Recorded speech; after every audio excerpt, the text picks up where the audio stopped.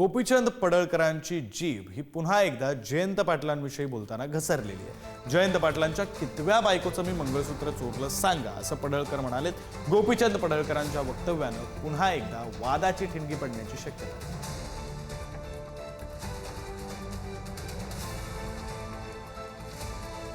गोपीचंद पडळकर यांनी जयंत पाटलांवर पुन्हा एकदा टीका केली आणि पुन्हा एकदा टीका करताना त्यांची जीभ ही घसरलेली आहे।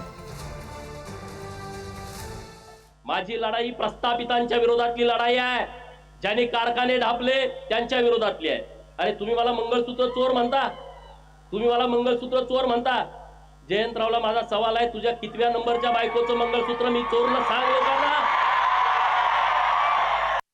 भारतीय जनता पक्षाचा एक बेमुरवतखोर प्रवक्ता केरळचा राहुल गांधींच्या छातीवर गोळ्या मारण्याची घोषणा करतो।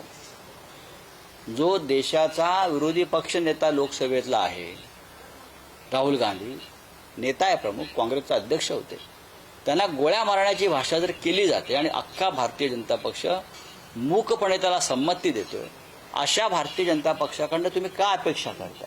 भारतीय जनता पक्षाचं हे वर्तन म्हणजे या देशाच्या राजकीय संस्कृतीला लागलेला कलंक आहे। गोपीचंद पडळकर त्यांनी पुन्हा एकदा बोलताना आक्षेपार्ह वक्तव्य केलेलं आहे जयंत पाटील यांच्याबद्दल।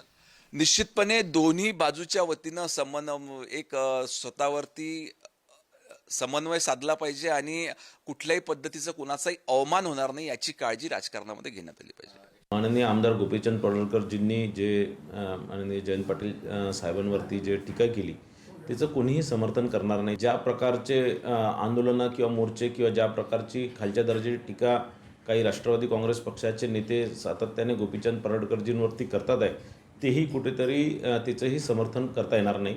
सो कॉल्ड सेक्युलर लोक किंवा जे फार महाराष्ट्राची चिंता करणारे, ज्यावेळेस जरांगे पाटलांनी फडणवीस साहेबांच्या आईबद्दल वक्तव्य केलं किंवा फडणवीस साहेबांबद्दल टीका केली, त्यावेळेस हे मुंग गिळून बसले होते आणि म्हणून कुठेतरी स्वतःच्या नेत्यावर कोणी बोललं की यांना मिरची लागते।